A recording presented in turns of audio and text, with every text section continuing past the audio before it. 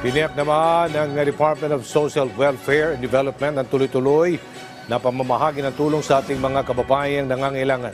Sa pamamagitan niya ng iba't ibang programa gaya ng assistance to individuals in crisis situations at ayuda para sa mga kapos, ang Kita Program o itong AKAP. Ayon kay DSWD Secretary Rex Gatchalian, pangunahing tinutugunan ng mga naturang programa pangangailangan ng mga kababayan nating economically disadvantaged at mga nasa vulnerable at marginalized sector. Tiniyak din ang kalihim na lagi nakahanda ang kagawaran para makapaghatid ng tulong sa biktima ng bagyo at iba pang mga kalamidad. Nakapwestuhan niya mga ipapamahagi nilang relief goods at emergency cash assistance. Isinasayos din nila ito para mabilis na matukoy ang mga biktima ng sakuna at matulungan silang agad na makabangon.